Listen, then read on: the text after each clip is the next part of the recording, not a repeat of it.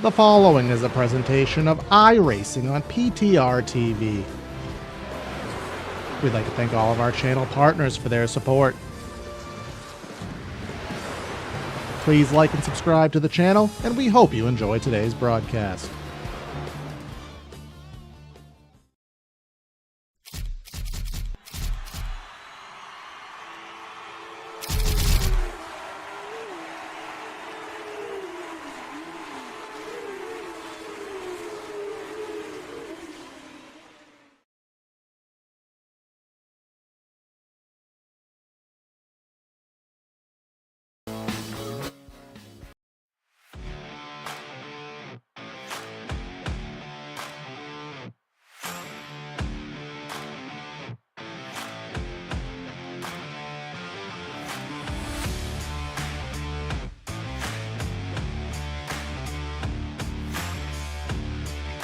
The most famous resurrection of a racetrack in recent memory here at the North Wilkesboro Speedway. Originated back in NASCAR's inception in 1947, the North Wilkesboro Speedway thrived for about 50 years until its demise in 1996. With a couple mediocre attempts at revitalization, this track sat dormant and Mother Nature took it back over until the COVID era. And of all the bad things that came out of COVID, came one positive.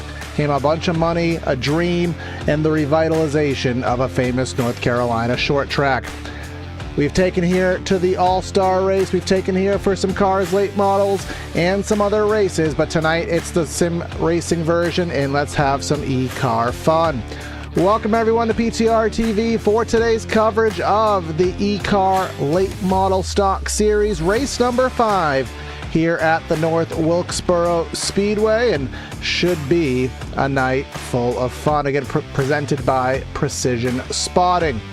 Gonna be myself, Corey Silva, in the booth, and I do have Patrick Coleman here to help me out with the calls, as he has been for a good majority of these races. So Patrick, a very, very famous short track, a very difficult and very unique short track, and in these late models, this is a pretty big track for these short track cars.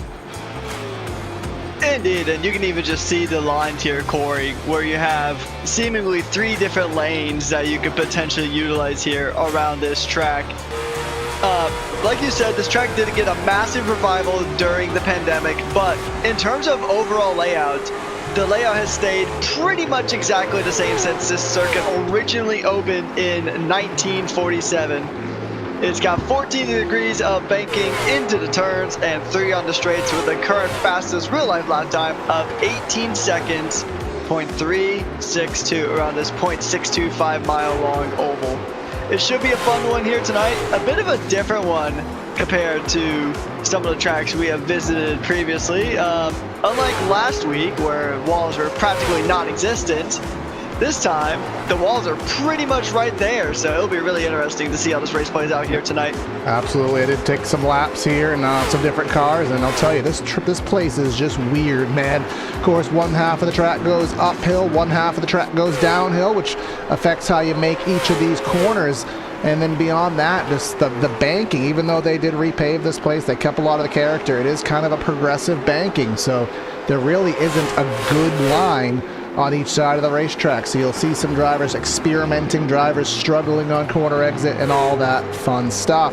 I don't have a point standings graphic, however we can go over them very quickly. Jack Fred leading the points with 1 win on the season. He has a 14-point lead over Nathan Rhew, Dave Bishner in third, Brent Meckes, and Dylan Winters, the top 5. And interestingly enough, we do have 2 real-world drivers in this race. Jonathan Schaefer out of the Cars Late Model Stock Tour, and a couple races in trucks, and then Riley Gray is here as well, midgets, dirt, and asphalt sprint. So we do have some real world drivers. We'll see if any of that can carry over into the sim world. Indeed, and that's one of the beauties of sim racing, because it can put sim racers and real racers on an even playing field in the same session. So I'm sure that there's a lot that our drivers here at eCAR could learn from these real life racers, and the vice versa is also true. You could potentially see these sim racers here tonight teach the real life drivers a thing or two.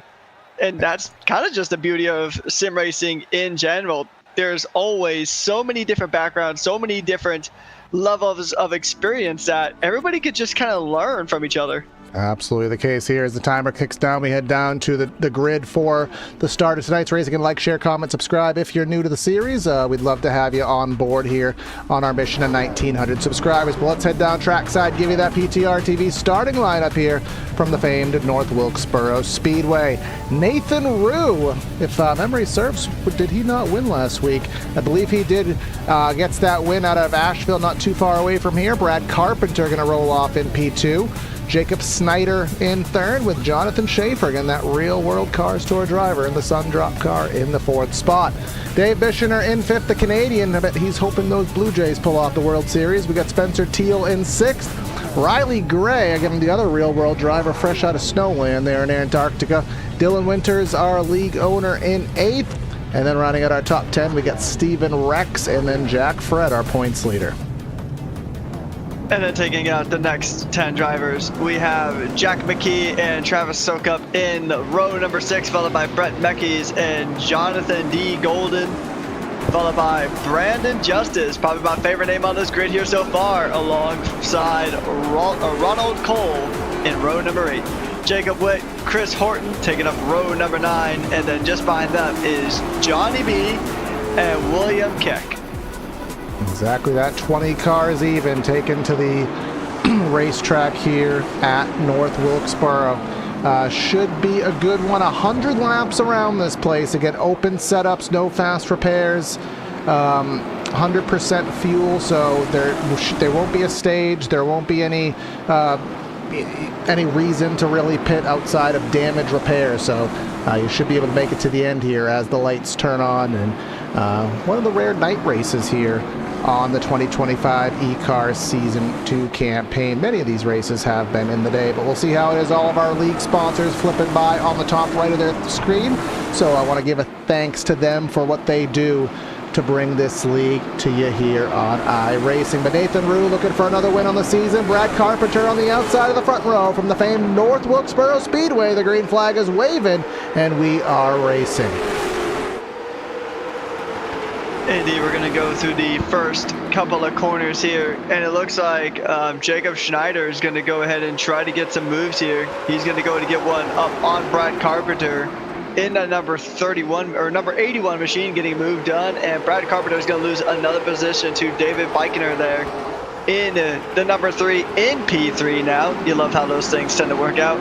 As Carpenter's been losing quite a few positions, he's lost one to Jonathan Schaefer here on the opening lap, and he might lose another one potentially to Spencer Teal.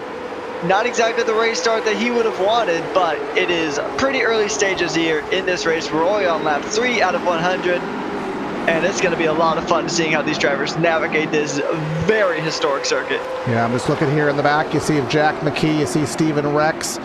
Chris Horton, remember, he wasn't there last week. He's someone who wins races on the frequent here, but it's going to go on board with Horton for a brief moment, and you can see he's down on that white line, very, very flat down there. As you go higher up, you get more banking. You know, in the real world, we were seeing people rim ride in 1 and 2.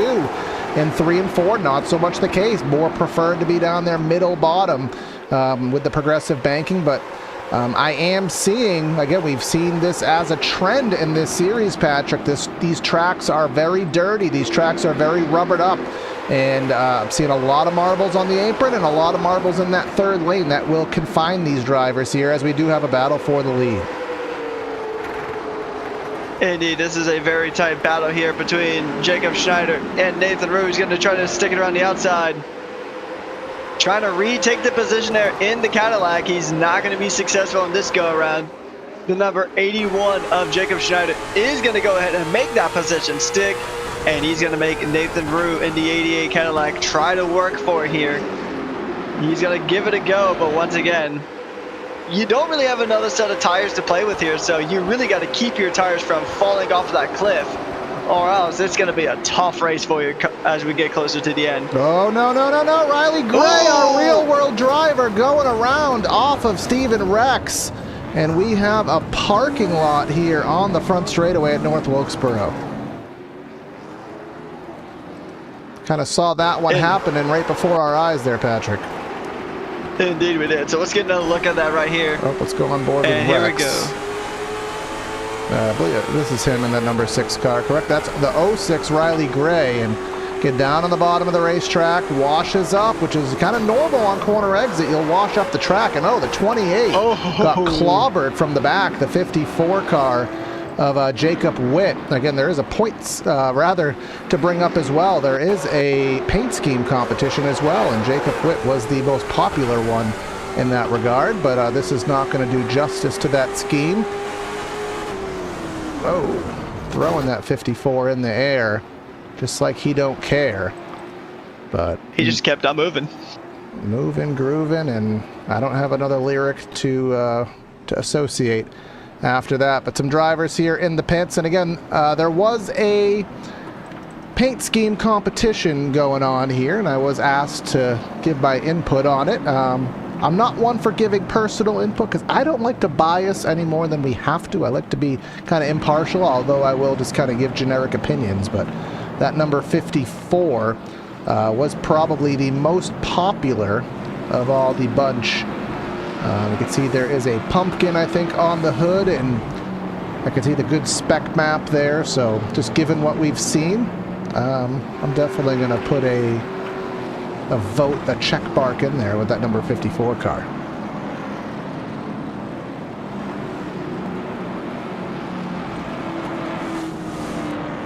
Back to the front of the field, Jacob Snyder again getting that lead over the competition of Nathan Rhew, Dave Bischner. And we saw last week, Patrick, a lot of comers and goers through the field. Remember, Jack Fred, I believe it was last week, just didn't have enough to get to the end the way that race went, but he started in the back, drove his way. We saw a lot of comers and goers.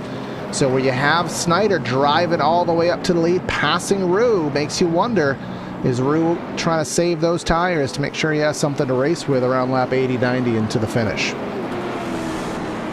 Indeed. I think that's exactly what's going on here, Corey, because he's trying to go ahead and keep those tires alive, essentially, because you don't have another set of tires to play with here. You get one set of tires outside of the extended races, so management's going to be so crucial here in this race. Yeah, we'll see, especially with not getting too much right front load, not putting too much on the rears, although this track does have a lot of grip from the recent repave, but still got to be gentle on those, I believe, to be Hoosier tires. But the green flag will come back in the air. Barney's going to let him go. Lap number 12, a little bit over 10% through our 100 lapper here today. And you can see everyone down there on the bottom of the racetrack, which, again, that's not what we expected. Thought more drivers would be running middle high, but here we come to the inside. That's going to be Bischner. That's going to be the number 91 of Schaefer, our real world driver, going side by side, having a good battle here. Indeed, he's going to go ahead and have a good battle with David Bischner there. He's going to try, he's going to stay ahead of the number 3 car, who's trying to get back into P3 here. And now we're going to see how the real life experience of Jonathan Schaefer here is going to stack up here against drivers who are experienced with this league. And it's a very beautiful crossover here. And we'll see if Jonathan Schaefer can make any further improvements here in that number 91. He's going to go in and just tuck right on in behind Nathan Rhew here as these 4 drivers make their way through this extremely historical circuit of North Wilkesboro. He's going to try, as we have some battles here, through the field. I'm sorry, I just got I got distracted by a paint scheme. Spencer Teal, another good Halloween paint scheme here. Again, the spec maps, I got to give them credit on the metallic chrome finishes here, these Halloween rides. Fortunately, some of them, as such, with Spencer Teal, already damaged from that initial wreck. There's Dylan Winters. He's got a Halloween car. So as soon as we're starting to learn the paint schemes there, Patrick, of course, they get changed up on us, but that's all for the fun of it. As Jack Fred, our points leader, he has pulled it behind the wall for the evening. Yeah, so I saw him kind of dropping down that order a few moments ago as you were talking about the paint scheme. Now, I think I might have commented on a previous race, but seeing Alexis in this series, that's the number 42, is trying to get a move done. Underneath the Firebird. Yeah, that's two cars you don't typically see in this type of series, although a Lexus NASCAR, or in this case a late model, would actually be pretty interesting to see in the real world, but nevertheless, a Firebird versus Lexus, that is definitely something you really don't see, well, ever really, but good battles nevertheless. And the number 42, Chris Horton, does make up a position, very nicely done. And now he's going to go ahead and chase after Bishner there for P4, as the number 66 is going to go ahead, as we had a bit of a timing table error. So that Jonathan Schaefer dropped down to 16th for a moment, but now he's back up in the third. The number 66 taking a bit of a high line here.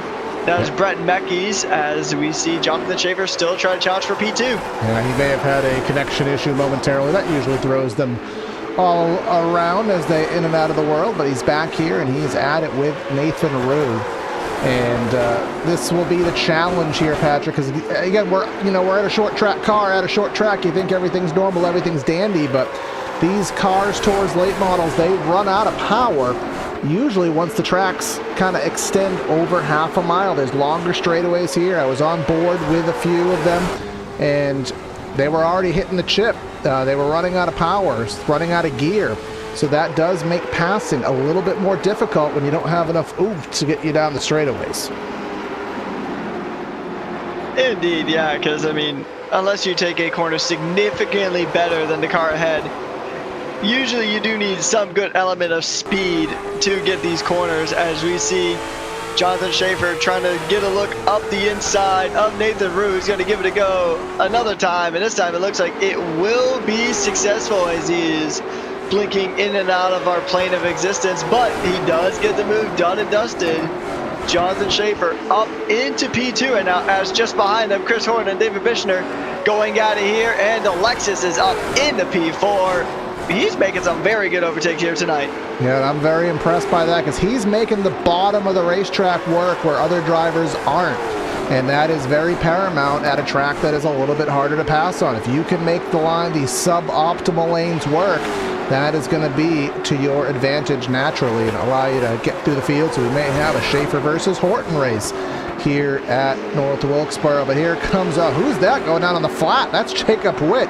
You see that strategy at some tracks by clipping the apron, but a little bit too much banking difference to want to do that here, in my humble opinion anyways. But yeah, this is all outside of the top 10. Of course, this track repaved for the 2023 season, I believe. No, 2024. We ran here in 2023 on that old 1984-82 pavement with a lot of patches. Of course, this place repaved, slightly reprofiled, and we're seeing some great racing. Of course, back on the NASCAR Cup schedule.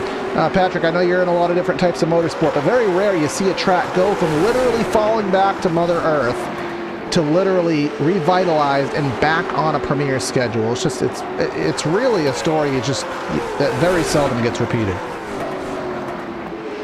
Yeah, just thinking about my experience with the road course tracks, I can't think of any current road courses that have that kind of story, and it's really amazing that story exists here with North Wilkesboro. And I mean, whether it's ovals, road courses, street circuits, whichever, I mean, it is really tough to bring a track back from Mother Nature, but they've done a fantastic job here in North Carolina, and it's really cool to see such a historic track still used in a top-level motorsport here in this day and age. Yeah, absolutely. Yes, we do have some good racing going on. Jack McKee going to the inside of Suck up here. That is putting McKee in the 10th spot. Of course, North Wilkesboro, in North Carolina as a whole, just being such a motorsport-driven state, they've actually done something that every state needs to enact. Recently, the mayor of North Carolina enacted the Motorsports Protection Law. Basically says that if a motorsports track that has been there cannot be litigated against, sued, or tried to be closed down because of rich people who move into neighborhoods complaining it's too loud. It's taken a lot of tracks off of calendars. A lot of tracks have gone to the wayside, but North Carolina saying if you move next to a racetrack, it's going to be loud, but that track ain't going anywhere. There's things that you like to see here as we continue on racing. I know they're trying to do that with one of my favorite North American tracks of Laguna Seca out in Monterey, California. Oh, absolutely. Good thing that track hasn't fallen to that just yet, but I mean, I think I'll probably stay there. But we do have some really good battling here, just like the number 14 car is going to go and try to get some moves done here.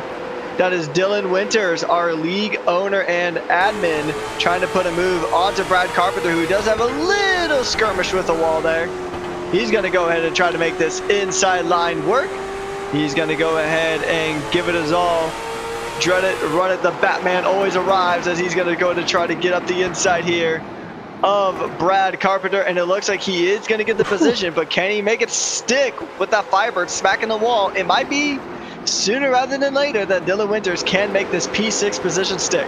Yeah, just you can see that outside lane, again, the slightly bit of extra pavement, oh, not pavement, of banking it provides. Now he's clear. Will he cut the lane off and move to the top? Yes, he will. That is a pass.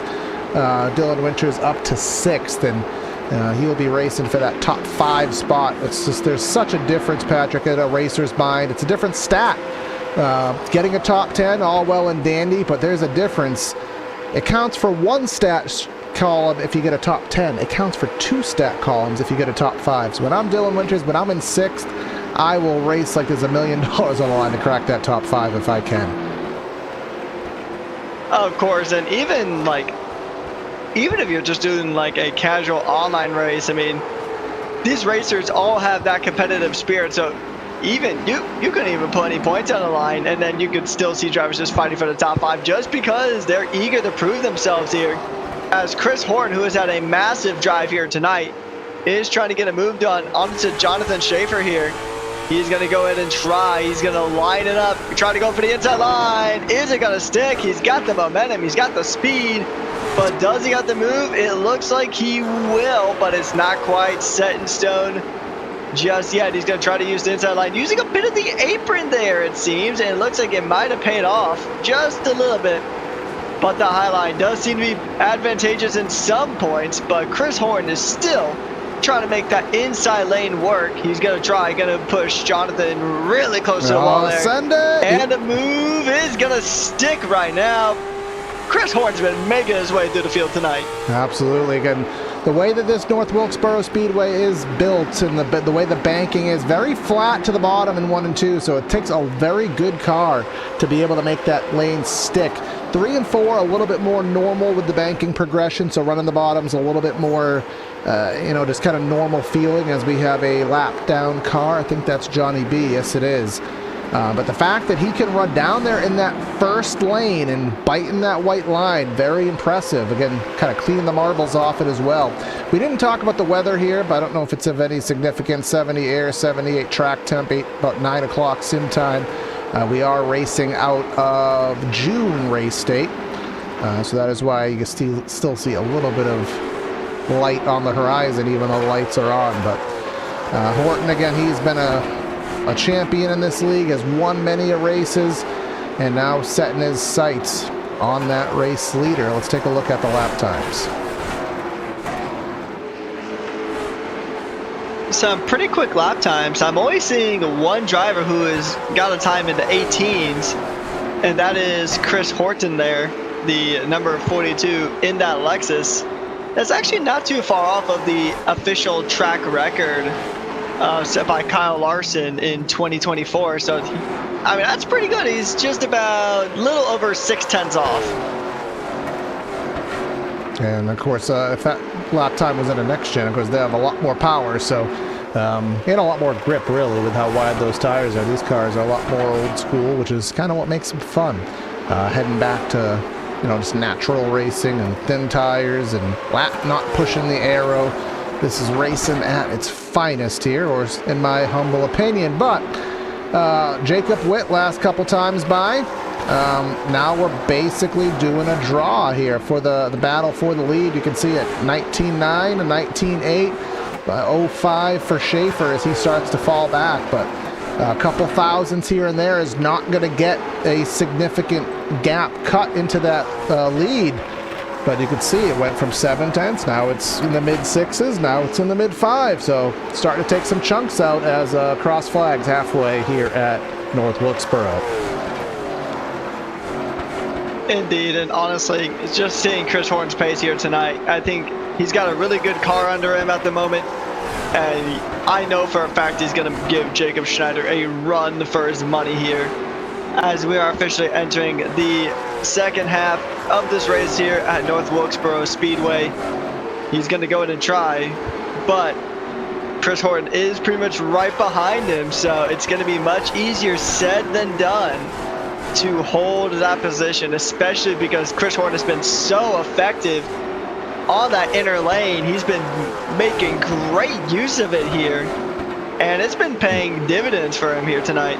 Yeah, absolutely. He's, as you said, kind of using a little bit of that apron, and you know what that does? It's, you know, called de-wedging the car, so to speak. So when you de-wedge the car, it kind of creates a banking imbalance, which effectively, you know, unloads the suspension. It loosens the car up. You can only do it at tracks that are modestly flat, because if you went to a Charlotte Motor Speedway or a Bristol and do it, that's like a 25-degree banking difference. But here at North Wilkesboro, I think you said, Patrick, about 14 degrees, which is enough to make a difference, but not enough to send you around here. But look at this, half second. He's taken 2/3 out of it just in the last 3 or 4 laps. Indeed, yeah, he's really just knocking on that door of Jacob Schneider, saying, trick or treat, let me through. And so far, Jacob Schneider hasn't really been letting him through here. But Chris Horton probably isn't going to wait too much longer. He's going to try to get past, but they do have traffic just up the road ahead. That is the 06 of Rylan Gray just up ahead. And what has happened to that number 54? And this is dicey right here. They're going to go in and get past, but this is very close, and this is potentially going to give Jacob Schneider a little bit of breathing room, but not a lot of it. Yeah, remember Rylan Gray was the one who got turned by Stephen Rex in the infancy of the race, and this kind of race, you know, it's been spread out. It has been very clean ever since for the most part, so it hasn't given the opportunity to get any significant repairs done. So you saw the right front, and actually Rylan since has just taken it behind the wall since he has been lapped. So we want to still thank him for coming out here, again, a real world driver, and having fun. Maybe we'll see him in subsequent weeks. As just quickly taking a gander at the schedule that we have here in eCAR, and our next race will be one of our extended distance races at the South Boston Speedway. That'll be a 200 lapper, as Horton kissing the wall there. 200 lapper, so if it's anything like the last long one we had at Langley, we'll have a stage break, and we'll have a set of tires, so that race will be a little bit different. But here, again, run what you brung, and that's all you get here. And the two of them up front, 2.5 seconds up over third. Indeed, yeah. These two have been pretty quick here on tonight. I know we've been talking about Chris Horton's pace, but Jacob Schneider has not been making it easy for the number 42. And that number 81 car, it seems equally as strong in a lot of cases here. Oh, well, here you go, too. And he's another driver. He's another driver that actually does some real-life racing here, which is always really awesome to see. And yeah, he's been doing pretty good here. Chris Horton is definitely, he probably has the quickest car here on the night. But Jacob Schneider is doing excellent work on the defense. And I do know, I did look up a little bit of Jonathan Schaefer. He did actually drive at this track in reality on the 2025 Cars Late Models Tour.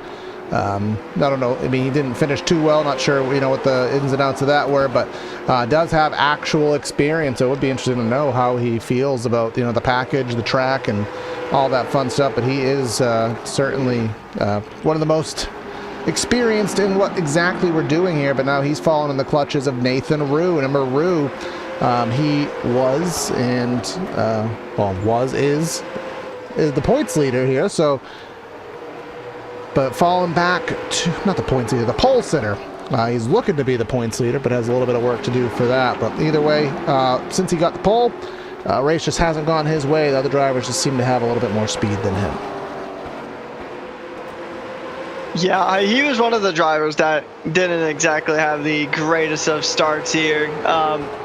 Dave Bichner also didn't really have a great start either. He lost quite a few positions. in the opening laps here. So, I mean, sometimes that's just something we've said before here, Corey, is that qualifying is getting that one perfect lap. But if you want to go ahead and win a race, you have to be consistently quick over each and every lap. And sometimes you can put it together in qualifying, but you can't really keep it up in the race. Yeah. Sometimes that's just what happens, but... And that car going to the outside of the racetrack right there, that is Justice in the 97.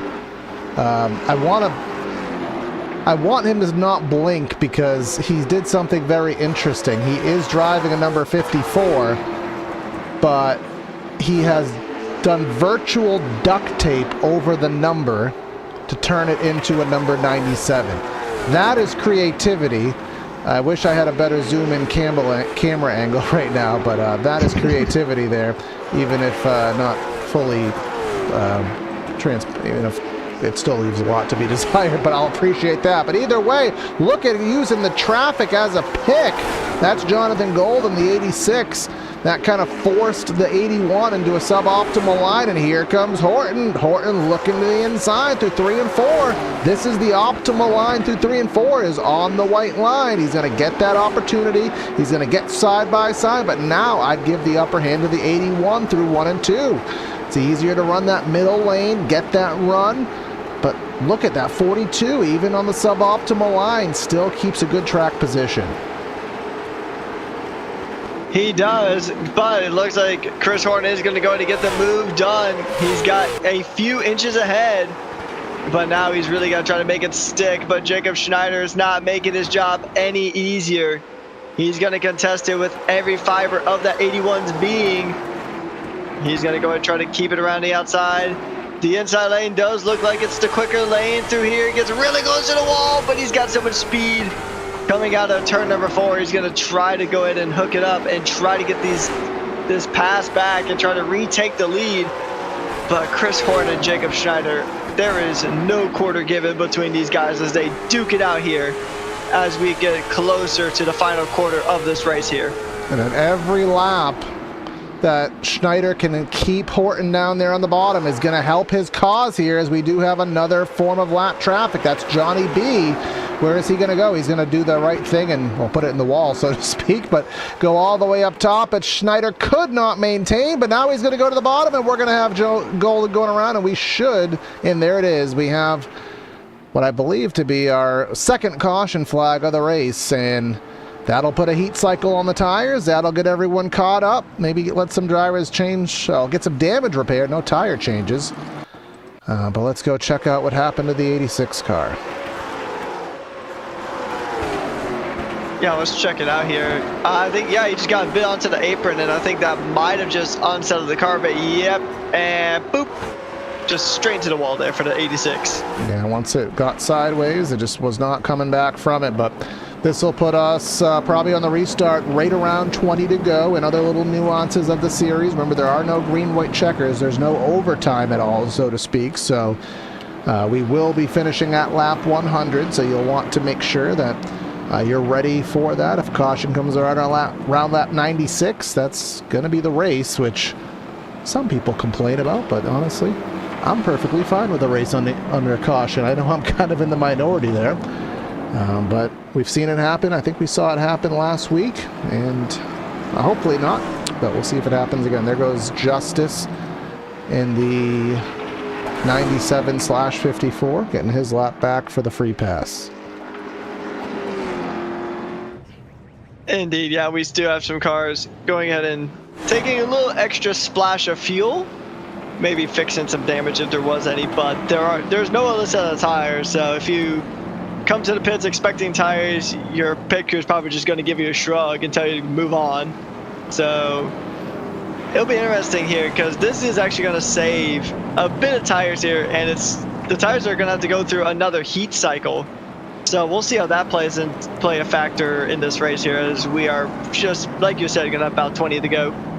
Yeah, maybe it affects you for the first couple laps, because you'll have to just kind of learn what the car is going to do, given that change to the tires. Of course, heat cycles being something gets hot, something gets to the edge of melting, and then it cools off, and when it cools off and kind of re-solidifies, it has different, it's actually at a, molecular chemical level. It's not the same thing. I mean, you can experiment, taking a pencil eraser, melt it, and then let it get back together. It's still an eraser, but it's a little bit different. That's more or less what a heat cycle does. Tires do have a high temperature threshold, but even still, things do happen that changes how you can drive these cars. But we're going to get doubled up, stacked up, coming to 20 laps to go. And we know Snyder was just falling off. Will he find a new breath of fresh air? What about Schaefer? Schaefer and Rhew. That gap is eliminated. Maybe they can do something with it here coming into the restart zone. Horton will get on the loud pedal, get us back racing. 20 laps to go. Let's see what we can make out of this. Indeed, it was a good restart there from the current race leader of Chris Horton. Good start for Schaefer too. Him and Rhew going and battling it out here. Few positions, trading hands like Pokemon cards as they go through. Nathan Rhew and Jonathan Schaefer continuously doing battle here as David Bishner is going to go ahead and try to seize the opportunity to jump into the top four. Dylan Winters and Jack McKee swapping positions as well. Nathan Rhew in that Halloween paint scheme machine. He's going to go ahead and try to stick it, but he's going to lose another position to Bishner here. And he's going to take it back, but it's going to be Silas. That's a big contact there. It was all good until it wasn't. I thought we were going to save that, but the Keckster, William Keck. Why do I feel like I know that name from a different league? I don't know. It sounds familiar, but instant replay here. I'm going to resort to pleading the fifth on that until I get a better view. But it looked as though that Rhew was going to save it. But obviously that was not the case. Let's take a look here from the top down. Watch Bishner on the bottom. I mean, Bishner just had a different turning point than I think anybody would have expected. Not to say it was wrong, but it was unexpected, to say it generically. But let's take a look here from the 19 of William Keck. He kind of came in late on this. Yeah, let's see. That's a good angle, and he tried to get away, but yeah. Yeah, I can't. I can't really fault him too much on that. There was really not a good, solid place to go there. Yeah, because I mean, and really not even a whole lot of time to react either. So he was just kind of a sitting duck there in that incident. I mean, because if he tried to throw it too hard to the inside, he could have spun himself out. And if he tried to go too much in the opposite direction, he would have ended up straight into the wall and probably even a more solid hit onto Nathan Rhew's car. So I think I agree. I think he did just about the best he could have done there in that situation.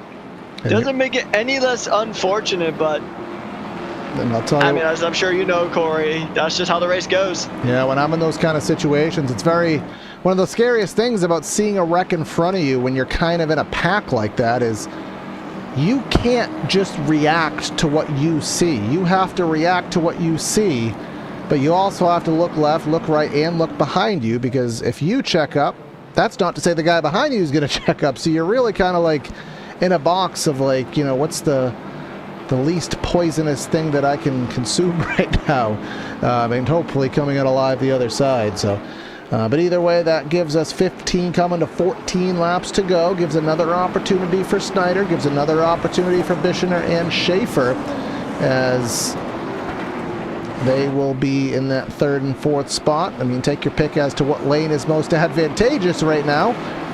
But obviously coming into that restart zone, you got to give the 42 the upper hand, but we'll see what comes out of this as we hit that zone there, Patrick.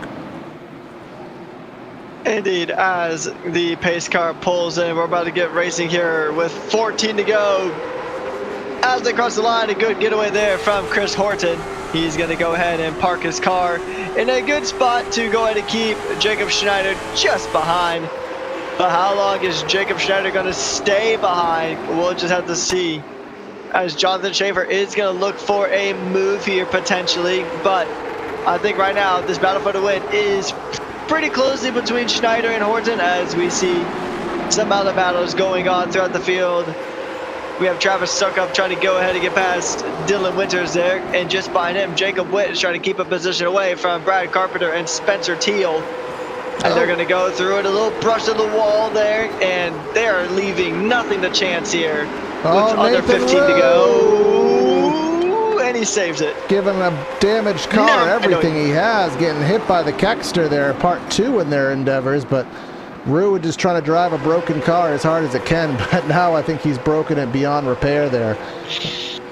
He's just going to chug along. We'll see what comes out of the rest of his race. But heading back to the front here as we come to what will be 10 laps to go. You can count the laps on your 2 hands if you are fully appendaged here. But Jacob Snyder has pulled out, well, rather lost 0.2 of a second. I mean, he's there.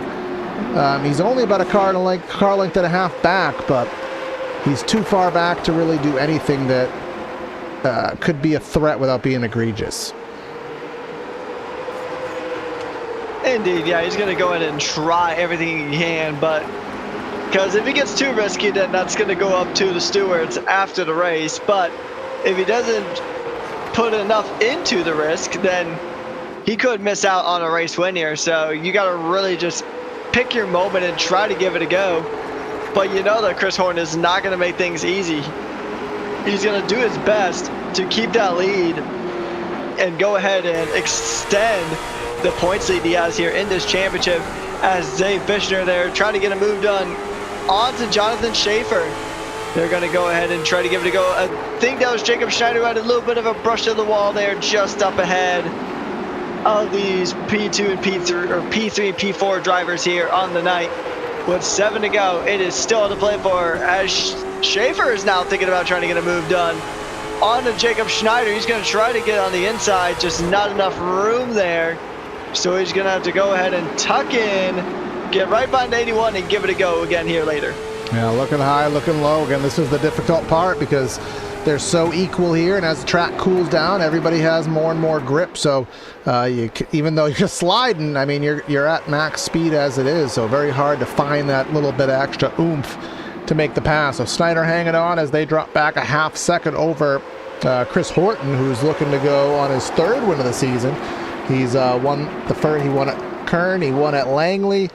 He wasn't there the last couple weeks, to my knowledge. But still looking for 3 out of 5. And here comes a big dive to the inside. That's McKee under Bishner through 1 and 2. They'll go door to door as this race basically will become official, because if a caution comes out, that will end the race as of this point. We won't restart here. Coming to 3 to go. Horton looking good, and we'll see what happens with this battle. Indeed, 3 laps to go here, so it's pretty much make or break now, as Chris Horton does have almost a 0.7 of a second lead here in this race. 3 to go, and Schaefer might try to get this move done. If he wants that P2, he's going to have to get it sooner rather than later, as these drivers are getting ready to leave it all on the line here with 2 laps to go. Well, realistically, about a lap and a half here, Corey. Yeah, exactly that. Coming off of turn number 4 here. This will be 1 lap to go, about 0.6 of a mile to score race number 3 here on the season. Started all the way back in the teens, drove himself up through the field on a track that's not easy to pass on. Showed speed, showed handling, showed perseverance, and showed why he's a champion. He's going to come through 3 and 4, and he's going to win at North Wilkesboro. Number 3 on the season goes to Horton. A very well-driven race here from Chris Horton, getting win number 3 on the season. And one of our real-world drivers here, of Jonathan Schaefer, will get a podium here tonight. E3 for the number 91, just behind Jacob Schneider. Exactly that. A good drive here by, again, a real-world driver who participated in this exact race a few months ago for the Cars Tour, but he's going to park it right there. Horton's usually one of those drivers who kind of does the respectful thing of drivers who run late models, doesn't burn up the engine, doesn't burn up the tires. Got to save it for next week because these things aren't rich and we aren't on Cup Series budgets. But let's go and start our post-race show, let you know where your driver's finished, and have a brief word with our top recipients. We got Chris Horton with the win over Schneider by 1 second. Jonathan Schaefer in 3rd. Dave Bishner in 4th. Jack McKee in 5th. Dylan Winters couldn't get that top 5. He'll settle for a 6th. Travis Suckup in 7th. Brad Carpenter, Spencer Teal, and Jacob Witt. Most likely the paint scheme winner. He'll be in the 10th spot. And then rounding out our bottom 10 here, it is Brandon Justice, Jonathan D. Golden, William Keck, and Nathan Rhew, our pole sitter, just did not have the race that he would have wanted here. Johnny B, Rylan Gray, one of our other real world drivers competing here tonight. It is Brett Meckies, Jack Fred, Steven Rex, and Ronald Cole rounding out our field here tonight. Exactly that here as we start our post-race show on the evening, and already in the waiting room we have our second place driver here, of course our real world driver, so because we respect everybody's time, we'll take care of him first. Our podium, I guess we'll start a reverse podium order here. We got Jonathan Schaefer, again, our real world driver. I know you've taken to the track here in reality, man, bringing it into the eCAR world today. Finished third there. Those top two to seem to have that long run pace. What did you need out of the car that they seem to have on you? Yeah, first off, I just want to appreciate everybody in this league for letting me join in here. It was a great time. Honestly, one of the best late model stock leagues I've ran in iRacing in a while. Overall there, we just lacked a little bit of drive in the long run. My buddy Rylan Gray and I was a little late. I got a new computer, so I got about 10 minutes of practice prior to the session going up. So I feel like if we had a little more time, we could have looked on our long run speed a little bit more. But overall, it was great racing, a great group of people. I just want to thank Elite Performance Industries, Track Racer, and everybody tonight that put on this league. It was a great time. Exactly that here, and glad to see you come out, and obviously someone with real world experience. We're in a sim, just curious on your opinion. You've driven exactly what we've driven here tonight. What is the comparisons that come, if at all, between what you did in the real world and what we emulated here tonight? Yeah, for sure. I mean, one thing I will say, the lifting and throttle pickup points are very similar to real life. Just overall, the late model stocks have a little more grip in the sim compared to real life. But, overall, just like long run, how you back up your corner, start lifting sooner, back to the gas sooner, rolling it, very similar to real life. So it's always a fun time when I get to race here on the sim. Exactly that. Glad to hear that. And just one final quick question. I know obviously the 2025 racing season coming to a close, 2026 right on the doorstep here. What are your plans? Where are we going to see you in the next racing season? Yeah, honestly, just sponsorship based, but looking to do some part-time truck stuff again, and you'll see me back in a late model for sure next year. All right, man. Congrats. Glad to see you, and hopefully we see you with us more in the future. Awesome. Thank you, guys. I appreciate it. All right, that is Jonathan Schaefer, and now we will, I guess, go up the podium here, so to speak, and let's go and have you have a word with Mr. Jacob Snyder there, Patrick. Hey, Jacob. How's it going?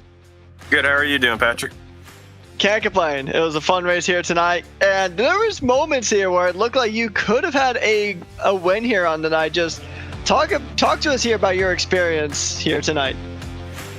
Yeah, Chris is really fast. I seen him come in, and I was kind of saving tires. I was going to let him get to me, and then I was going to turn it up, see what he had left and what I had left, and yeah, it looked like I was pulling him there for about 5 laps. I thought I might have saved enough, but then my right rear just got really hot really quick, and that was all she wrote. Yeah, I mean, it's tricky, especially because it's only about a half-hour race, and also you have one singular set of tires to kind of work with here. So, I mean, did you think you had a win possible here tonight? Yeah, I definitely did, especially when I got the lead early, and I didn't really have to push my tires to get the lead, so I was feeling pretty good at that point. We were racing into the night, so I was hoping the track temp would drop a little bit. I loosened the set just a little bit before the race started, and I think that adjustment's what cost me, because the track temp had never dropped at all. Indeed, yeah. So just 2 more questions before we let you go. You had some pretty good battles with Jonathan Schaefer, a real-world racer. What was that experience like? Yeah, he ran me clean. There's a few times he could have got to my bumper, and he didn't. So, but I was ready for it if he did. I know it'd be good short track racing if he did.